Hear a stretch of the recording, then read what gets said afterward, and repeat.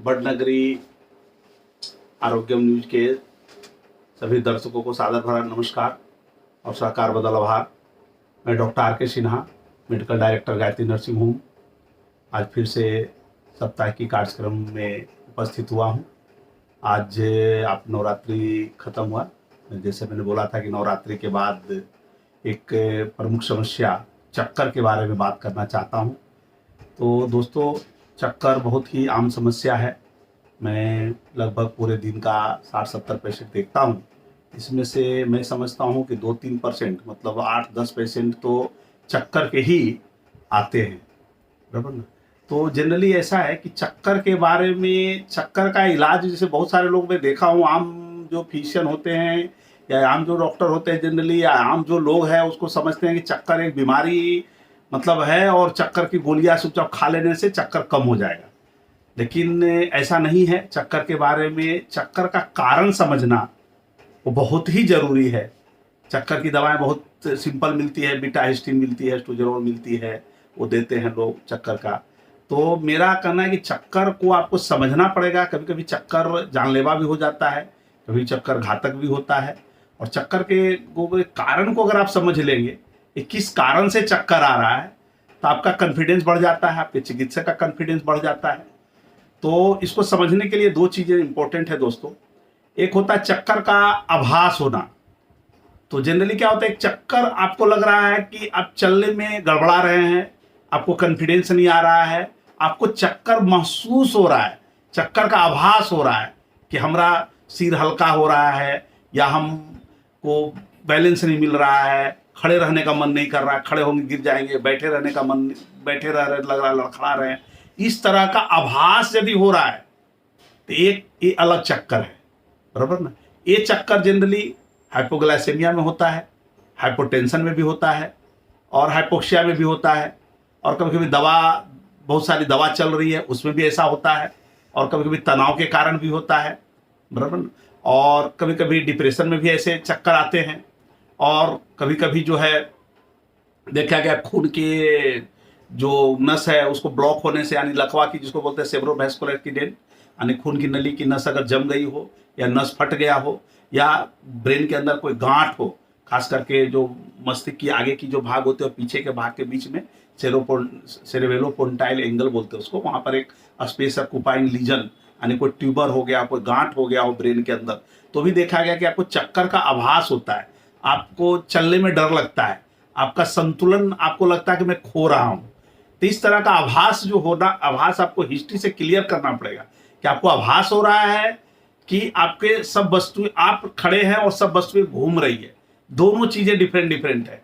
अगर आपको सिर्फ आभास हो रहा है, आपको कॉन्फिडेंस लूज हो रहा है, आप चलने में सिर का हल्कापन लग रहा है, आपको हवा में लग रहा है कि मैं तैर रहा हूं, आपकी मतलब जो है बैलेंस नहीं ठीक लग रहा है, बराबर ना। तो इसे आभास होना, तो इन सब चीज़ों में जैसे बताया, शुगर का कम हो जाना, ऑक्सीजन हवा ब्लड के अंदर ऑक्सीजन की कमी हो जाना, बराबर ना। कभी कभी बीपी का गिर जाना, बराबर ना, बीपी की दवा ज़्यादा डोज में खा रहे हैं, या पेशाब की दवा ज़्यादा डोज में खा रहे हैं, बराबर, तो उसके कारण हाइपोटेंशन हो जाता है।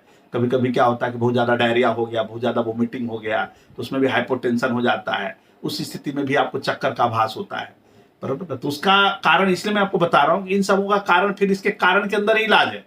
अगर किसी को शुगर की कमी से, अगर हाइपोग्लाइसेमिया के कारण अगर हो रहा है, तो उसको शुगर खिलाना पड़ेगा। तो जैसे शुगर खिलाएगा उसका शुगर लेवल अच्छा होगा तो चक्कर चला जाएगा। किसी को हाइपोटेंशन है, आप जैसे फ्लूइड चलाएंगे, बीपी अप करेंगे, वो नॉर्मल हो जाएगा। ऑक्सीजन की कमी है, ऑक्सीजन लगा दिया तुरंत, तो उसको चक्कर का जो आभास है धीरे धीरे कम हो जाएगा। इसी तरह मैंने बोला कि बहुत सारी दवाएं हैं, जैसे आपको नींद की कोई दवा चल रही है, कोई तनाव की दवा चल रही है, मलेरिया में क्यूनिन की दवा चल रही है, मैंने बोला पेशाब की बहुत ज़्यादा डायरेटिक चल रहा है, किसी को कार्डियक के कारण से या किसी और बीमारी के कारण से अगर आपको पेशाब की दवा दी जा रही है और उसमें पेशाब ज़्यादा निकल गया और हाइपोटेंशन हो गया, उस स्थिति में भी देखा गया है कि आपको चक्कर का आभास होता है। और अभी जैसे मैंने बताया कि अगर मगज के अंदर कुछ जो है खून की नली जाम हो गई या बंद हो गया, मतलब जो लकवा बोलते हैं ना दोस्तों, लकवा में यही होता है, खून की नली या तो जाके जाम हो जाती है, जिसके कारण जिस जगह पर आपको खून नहीं पहुंचा उस ऑर्गन काम करना बंद कर देता है। जनरली लकवा एक तरफ का होता है, अगर इधर हो रहा है तो लकवा इधर, राइट साइड में अगर कहीं लीजन है तो लेफ्ट साइड का लकवा होगा, लेफ्ट साइड में लीजन है तो राइट साइड में लकवा होगा। और कभी कभी क्या होता है सेरोपोन्टाइल एंगल में गांठ हो जाती है, इसके कारण भी आपको चक्कर का आभास होता है। तो इस दर्दी को सबसे पहले ये पूछ रहा है कि आपको चक्कर का आभास हो रहा है कि आपको रियल में चक्कर आ रहा है। तो दोस्तों इसी के आधार पर हम लोग वैज्ञानिक भाषा में इसको दो भाग में ही बांट सकते हैं, एक सेंट्रल वर्टाइगो, एक पेरिफेरल वर्टाइगो।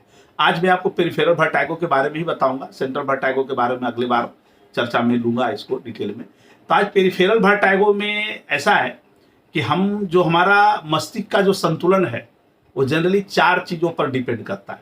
एक है आई, एक है कान, कान के अंदर जो लेबरिंथ है उसका काम है उसको बैलेंस करना। तीसरा काम होता है सेरेब्रल कॉर्टेक्स, जो आगे का जो भाग आप देख रहे हैं सेरेब्रल कॉर्टेक्स है, पीछे का जो छोटा मगज है उसको सेरेबेलम बोलते हैं। इन सबों के कोऑर्डिनेशन से ही हमारा मस्तिष्क का संतुलन बना रहता है, हमारे शरीर का जो संतुलन है वो बना रहता है। तो कान के अंदर 2 कान है, 2 लेबरिंथ है, बराबर ना। दोनों लेबरिंथ के पास एक नस होती है जो बैलेंसिंग का मेन काम करती है, सेंटर ऑफ ग्रेविटी की काम करती है। इसी के अंदर एक लेबरिंथ के अंदर एक जगह होता है यूट्रिकल बोलते हैं, उसके अंदर एक कैल्शियम का पत्थर जैसा टुकड़ा होता है जो यूट्रिकल के अंदर रहता है, वही बैलेंस को बनाए रखता है। और उस यूट्रिकल के आगे पीछे जो है 3 कैनाल होते हैं, इंटीरियर कैनाल, पोस्टीरियर कैनाल, एक ट्रांसवर्स कैनाल, 3 कैनाल होते हैं उसके लगे हुए। वो पत्थर अगर यूट्रिकल में है तब आपका बैलेंस एकदम सही जा रहा है। तो दोस्तों चक्कर में इसमें क्या होता है कि अगर मान लीजिए कि दोनों, जैसे मेरे खिलौना लाया हूं मैं आपके लिए समझने के लिए, देखिए दोनों ये 2 पहिए हैं, ये 2 पहिया अगर ऐसे जा रही तो गाड़ी एकदम सीधा सीधा सीधा सीधा ऐसे जा रहा है, दिख रहे। अगर मान लीजिए कि ये पहिया काम करना बंद कर दे और ये पहिया चलता रहे तो क्या होगा, ये इसके चारों बाजू घूमता रहेगा। ये पहिया नहीं चल रहा है, ये पहिया चल रहा है। इसको देख के मैं इस तरह से समझा देता हूं आपको। ये देखिए ये यहां से चला, ये ऐसे सीधा सीधा सीधा जा रहा है, लेकिन अगर ये पहिया को मैं रोक दूं या रुक जाए तब ये पहिया क्या होगा, इस तरह से घूमता जाएगा, घूम जाएगा। तो अगर ऐसा घूम रहा है, दोनों पहिया में से एक पहिया जाम हो गया, दूसरा पहिया घूमेगा, यही चक्कर है। तो एक जनरली अगर आप स्थिर हैं और आपके आजू बाजू की सारी वस्तुएं घूम रही है, बराबर ना, इसका मतलब है ये कान का चक्कर है, कान में लेबरिंथ का गड़बड़, लेबरिंथ में कहीं कुछ प्रॉब्लम हुआ है जिसके कारण हो गया है। यूट्रिकल में से जो कैल्शियम के कण थे वो आपके कैनाल में गिर गए हैं, बराबर, जिसको कैनोलिथियसिस भी बोलते हैं। वो कैनाल में जब गिर जाता है तो उसका सेंटर बैलेंस, आपका ग्रेविटी गड़बड़ा जाता है, तो सभी वस्तुएं घूमते हुए दिखती है। इसके साथ साथ और क्या होता है इसमें, अगर आपको ऐसा लगेगा तो आपको क्या होगा, सेंटर ऑफ ग्रेविटी मिलेगी तो चलने में आप लड़खड़ाने लगेंगे, आपको चलने में दिक्कत होगा, लगेगा जैसे आप ड्रंकन शराब पिए हो, इस तरह से चलना शुरू कर देंगे।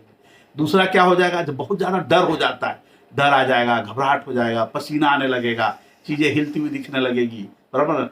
और दूसरा तीसरा इसमें रिफ्लेक्स, गैस्ट्रोएसोफेजियल रिफ्लेक्स बढ़ जाता है, उल्टियाँ होने लगती है।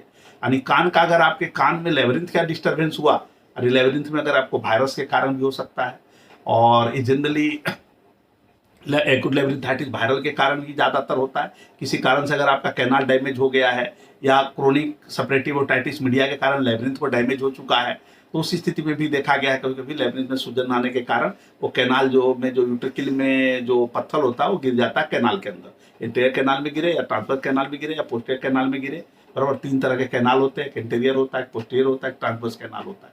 3 तरह के कैनाल, किसी कैनाल में भी गिर सकता है। जब कैनाल में गिर जाता है तो उसको सेंटर ऑफ ग्रेविटी नहीं मिलता है, तो ये सब चीज़ें होने लगती है। यानी आपको चलने में संतुलन हो जाएगा, उल्टियाँ आपको होगी बार बार जरा सा।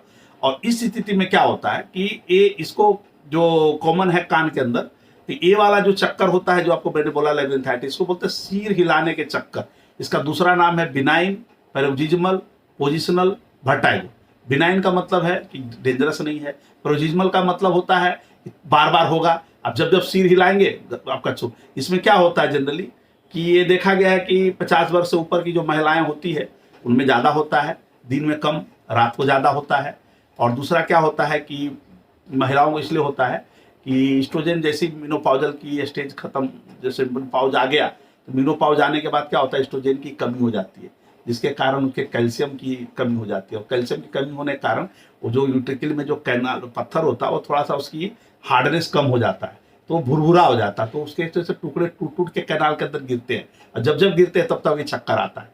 तो उस स्थिति में क्या हो देखा गया कि गर्दन को आप अगर कभी ऊपर करेंगे तो चक्कर आएगा, नीचे करेंगे तो चक्कर आएगा, राइट करेंगे तो चक्कर आएगा, लेफ्ट करेंगे तो चक्कर आएगा। यानी आप सिर को हिलाएंगे और चक्कर शुरू हो जाएगा। तो ये बेनिनाइन पैरोक्सिस्मल पोजिशनल वर्टाइगो बोलते हैं इसको।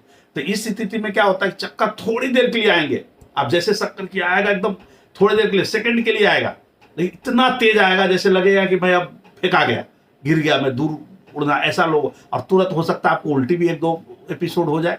तो इसको बोलते हैं सिर हिलाने का चक्कर भी हम लोग इसको कभी कभी बोलते हैं। अगर सिर हिलाने से चक्कर आ रहा है तो फिर इस स्थिति में क्या होता है दोस्तों, दर्दी जो है ना गर्दन को कड़ा रखता है, गर्दन को हिलाता नहीं है, क्योंकि उसको पता है मैं गर्दन ऊपर नीचे करूंगा तो फटाक से चक्कर आएगा और उल्टी हो जाएगी, और उसको डर लगने लगेगा, पसीना आना लगेगा, तो घबरा जाता है। तो आदमी गर्दन को कड़ा रखता है। तो गर्दन जब कड़ा रखता है, एक पोजीशन में ऐसे टिका के रखता है, तो गर्दन की पीछे की जो मांसपेशियां हैं वो जकड़ जाती है, और वो लंबे समय तक जकड़े रहने से 1 घंटा 2 घंटा 3 घंटा अगर जकड़े रखेगा तो उसमें दर्द शुरू हो जाती है। तो आम मैंने जो देखा है, जो मेरे पास दर्दी आते हैं उसमें इनकाउंटर होते हैं, उसमें देखा है लोग उसको फिर सर्वाइकल स्पॉन्डिलाइसिस से जोड़ देते हैं कि भाई ये जो गर्दन में दर्द हो रहा है, सर्वाइकल स्पॉन्डिलाइसिस का दर्द है, आप इस पे एक्सरे करा लीजिए। एक्सरे कराते हैं, कुछ उसके जो दोनों डिस्क है, डिस्क के बीच में थोड़ा बहुत भी अगर स्पर मिल गया या स्पेस कम हो गया, उसको सर्वाइकल स्पॉन्डिलाइसिस बोल देते हैं। दोस्तों सर्वाइकल स्पॉन्डिलाइसिस में गर्दन में दर्द तो हो सकता है, झंझनाहट हो सकती है, टिंगलिंग हो सकता है, नंबनेस हो सकता है, न्यूरोपैथिक पेन हो सकता है, लेकिन चक्कर नहीं आ सकता। मैं एक साइंटिफिक डिलीवर दे रहा हूँ, बहुत सोच समझ कर इस बात को जिम्मेदारी के साथ कर रहा हूँ कि सर्वाइकल स्पॉन्डिलाइसिस में कभी भी चक्कर नहीं आते। ज्यादा आपको न्यूरोपैथिक पेन हो सकता है, वो टिंगलिंग हो सकता है, नंबनेस हो सकता है, प्रेस्थेसिया हो सकता है, हाइपोस्थेसिया हो सकता है, ये सब चीजें हो सकती है, सुन्नापन हो सकता है, बराबर ना, लेकिन ऐसा नहीं होता। तो मैंने बहुत लोगों को देखा है कि लोगों को कॉलर भी दे देते हैं पहनने के लिए, एमआरआई भी कर देते हैं, कॉलर पहन करके दर्द आया हुआ है, तो कॉलर पहनने से गर्दन हिलता नहीं है, तो उसको अच्छा लगता है तो पहन के रहता है आदमी कॉलर, साल भर तक कॉलर वो पहने हुए मैंने दर्दी को देखा है। बाद में जब हिस्ट्री डिटेल में लेता हूँ तो पता चलता है ये चीज़ है। तो दोस्तों ऐसा है कि कान को जब यूट्रिकल में से कैनाल में गिर जाता है तो जनरली नॉर्मल प्रोसेस में क्या होता है कि हमारा कैनाल के अंदर एक लिक्विड होता है, वो इतना रिएक्टिव होता है कि जैसे पत्थर वो कैल्शियम का गिरता है ना उसको घोल देता है, तो जैसे घोल देगा तो पत्थर खत्म हो जाएगा उसमें से। तो ये कभी कभी क्या होता है उम्र के हिसाब से वो जो अंदर जो घोलने की क्षमता होती है वो कम हो जाती है, जिसके कारण की ये चीजें होने लगती है, बढ़ती उम्र में भी ज्यादा होता है ऐसा चीज। तो इसमें जो ये है मतलब क्या नाम है, तो इसमें कोई दवा नहीं आती है, उसको पत्थर को घोलने की कोई भी दवा अभी तक इजाद नहीं किया गया है। हम लोग जनरली लेबरिन सेडेशन ड्रग ही देते हैं ताकि वो सो जाए और आपको चक्कर का एहसास ना हो। जैसे दर्द में दर्द निवारक जो दवा देती है उससे जो पेन सेंसेशन को ले जाता है उस सेंसेशन को ब्लॉक कर देता है, जिस कारण आपको लगता है कि दर्द कम हो गया। इसी तरह से हम लोग लेबरिन सेडेशन करके एक ड्रग आती है जो भी है, एस्टोजेरोन भी देते हैं लोग, सिनारजिन बोलते हैं उसको, एंटी बीटा हिस्टामिन भी देते हैं लोग, बराबर ना, इस तरह की दवा यूज करते हैं। तो दोस्तों इसमें देखा गया कि यदि आप इसमें कोई चक्कर घोलने की दवा आती ही नहीं है तो इसमें हम लोग जनरली इसमें कोई दवा काम जल्दी नहीं करता सिर हिलाने के चक्कर में। तो इसमें 2 तरह की टेक्निक आती है, एक आता है पोजिशनल टेक्निक, एक आता है वाइब्रेशन टेक्निक। तो पोजिशनल टेक्निक में हम लोग क्या करते हैं, कुछ स्पेशल मैन्यूवर है जो एक्सपर्ट फिजियोथेरापी के पास जाएंगे तो बोलेंगे उनको चक्कर के लिए हमको कुछ एक्सरसाइज बताइए, तो हलचलवा मैन्यूवर भी उसको बोला जाता है। बहुत तरह के एक्सरसाइज होते हैं, गर्दन के ऊपर गर्दन को रख के गर्दन के नीचे रख करके उसको घुमाया जाता है। अगर हो सका तो मैं आपको लिंक इसमें भेज दूंगा उस फोटोग्राफ के साथ कि कैसे उसको करते हैं, कौन सा एक्सरसाइज। तो हम अपने यहाँ करते हैं, मेरे को वो चीज आता है, पोजिशनल टेक्निक से मैं बहुत लोगों को दर्दी को करता हूँ। यदि पोजिशनल टेक्निक से नहीं होता तो कभी कभी क्या होता है उसी पोजिशनल टेक्निक में वाइब्रेशन का यूज करते हैं। एक मशीन आता है जो कान के पास रखते हैं, वो कस कस के वाइब्रेट करता है, तो पत्थर जो है या तो हिल के गल जाता है या तो फिर उसको जो पोजीशन टेक्निक से कैनाल को जो कैनाल में गिरा, कैनाल में जमाए, फिर उसको अपने पोजीशन से झटका से मार करके यूट्रिकल में डाल देते हैं। इसको पोजिशनल टेक्निक बोलते हैं।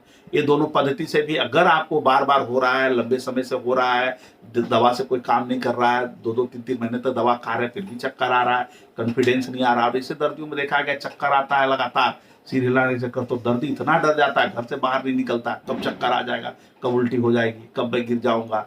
लोग डे टू रूटीन वर्क अपना कम कर देते हैं, लो एंजाइटी, डिप्रेशन, ये सब चीज़ें भी इन्वॉल्व हो जाती है। और आपको जैसा मैंने बताया कि जो सेंट्रल वर्टाइगो में तनाव के भी चक्कर होते हैं, माइग्रेन के भी चक्कर होते हैं, खून नस में जम जाए उसके भी चक्कर होते हैं, नस अगर फट गया हेमरेज हो गया उसके भी चक्कर होते हैं। तो दर्दी विशियस साइकिल में फंस जाता है। एक तो उसको सिर हिलाने का चक्कर था यानी पेरिफेरल वर्टाइगो था, वो धीरे धीरे कर करके उसको तनाव के चक्कर में कन्वर्ट हो गया, वो कब वो डिप्रेशन के चक्कर में मतलब उसमें कन्वर्ट हो गया वो, और माइग्रेन के चक्कर में भी होता है, माइग्रेन में सिर दर्द भी होता है। अगले वीडियो में मैं दूसरा पार्ट जो है कान के अलावा जो है ना, इसके अलावा जो सेंट्रल वाला वो अगले वीडियो में बताऊंगा।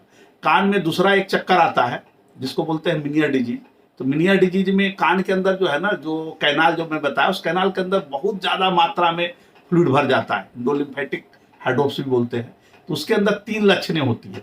एक लक्षण में होगा टिनाइटस, आपको जो है कान के अंदर कभी कभी जो है आवाज़ आएगा जोर, झन झन झन झन झन झन, और कभी कभी हाइपरकोसिस बोलते हैं, छोटा सा आवाज़ भी आपको जोर से लगेगा, बराबर ना। और दूसरा होता है वर्टाइगो, जैसे बोला आपको सब वस्तुएं हिलती हुई दिखेगी।